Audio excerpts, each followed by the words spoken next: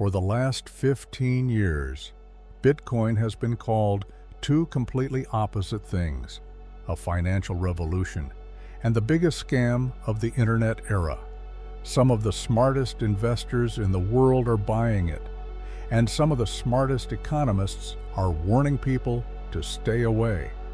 So someone has to be wrong. But what if both sides are missing something important? Today I want to answer a simple question: is Bitcoin a scam or the future of money? Before we start, let me quickly introduce myself. My name is Julian. For most of my career, I've been obsessed with one question: how wealth actually works. Not the hype you see online, but the real systems behind money, markets, and long-term investing. And Bitcoin is one of the most misunderstood ideas in modern finance. Because the truth is, most people arguing about Bitcoin don't actually understand what problem it was created to solve. To understand Bitcoin, you first need to understand money. Most people believe money is something stable, something neutral, something permanent. But historically, that's almost never been true. Throughout history, governments have repeatedly done the same thing. When debt grows too large, they print more money. And when more money enters the system, the value of existing money slowly declines. This is called inflation. But inflation doesn't feel like a tax. It feels like life getting more expensive. Food, housing, education, healthcare. The prices rise while purchasing power quietly falls.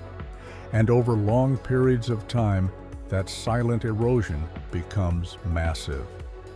This is the problem Bitcoin was designed to challenge. In 2008, during the global financial crisis, an anonymous developer using the name Satoshi Nakamoto released a white paper. It proposed something radical: money without a central authority. No government, no central bank, no institution controlling supply. Instead, Bitcoin would run on mathematics, a decentralized network, and a fixed supply.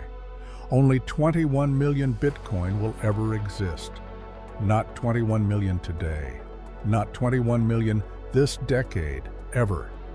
And that single rule created something the financial system had never seen before: digital scarcity. But if Bitcoin solves such an interesting problem, why do so many intelligent people call it a scam? There are three reasons. First, volatility. Bitcoin moves violently, up 200%, down 70%. No traditional currency behaves like this. Second, speculation. Many people don't buy Bitcoin because they understand it. They buy it because they hope the price will go up. And speculation always attracts bubbles. Third, misunderstanding. Bitcoin doesn't produce cash flow. It doesn't pay dividends. It doesn't generate earnings, which makes traditional investors uncomfortable. To them, Bitcoin looks like an asset supported only by belief. And belief can disappear. But here's the part of the conversation most people miss. Bitcoin is not trying to replace companies or stocks or productive assets. Bitcoin is competing with something else: money itself. Gold once served this role for thousands of years. It wasn't valuable because it produced income. It was valuable because it preserved value. Bitcoin attempts to do the same thing, but digitally, portable across borders, transferable in minutes, and mathematically limited. That idea alone explains why so many investors are paying attention. So the real question is not, will Bitcoin make people rich? That's the wrong question. The real question is, does the world need a form of money that no government can control? If the answer is no, Bitcoin will eventually fade away. But if the answer is yes, Bitcoin may become something much larger than a speculative asset. It may become a new monetary layer for the digital world. So is Bitcoin a scam? No. But that doesn't automatically make it the future either. Bitcoin is an experiment, a very large one, an attempt to redesign money itself.